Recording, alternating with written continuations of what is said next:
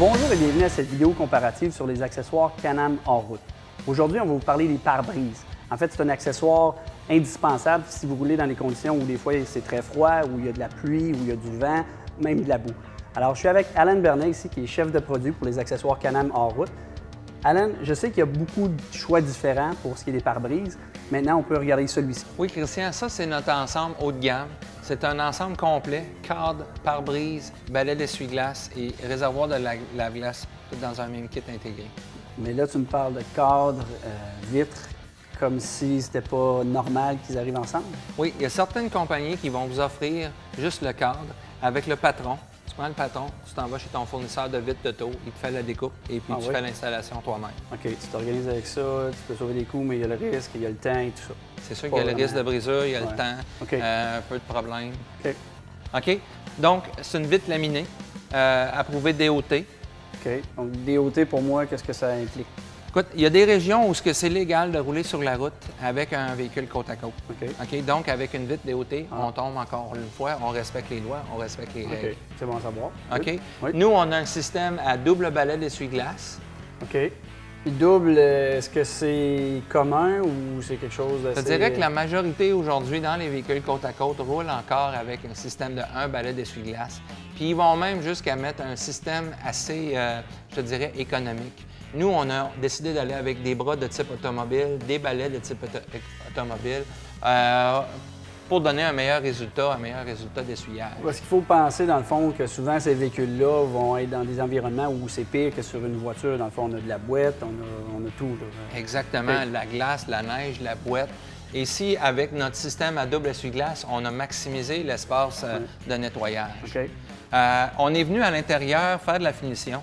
On est venu recouvrir avec un couvercle de plastique tout le mécanisme de balai d'essuie-glace. On est venu lui mettre les interrupteurs de vitesse pour l'essuie-glace. On est venu lui mettre l'interrupteur de lave-glace.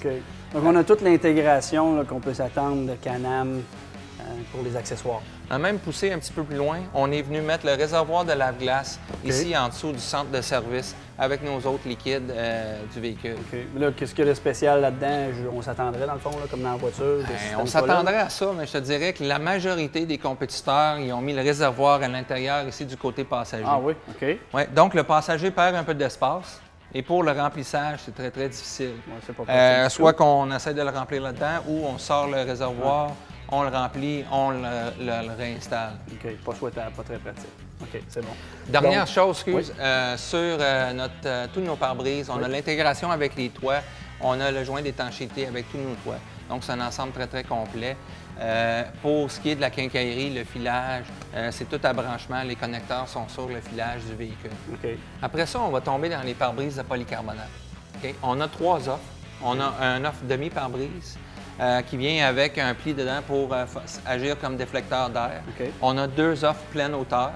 Et puis, la différence, je te dirais, entre les 2 offres pleine hauteur, c'est qu'il y en a un qui a un revêtement anti-égratignure de type Macrolon. OK. Puis ça, dans le fond, Macrolon, c'est vraiment...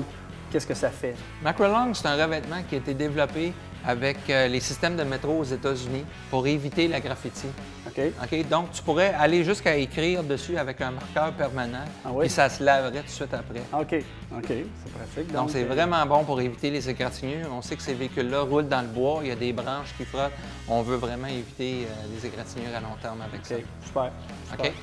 Donc, je reviens sur l'intégration. On a mis un joint d'étanchéité en bas, un joint d'étanchéité en haut, des supports de montage en haut.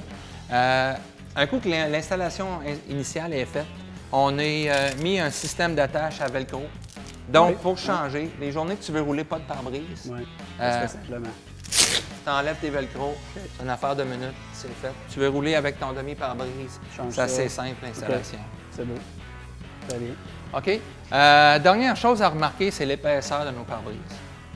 Nous, on y va avec un polycarbonate de 6 mm.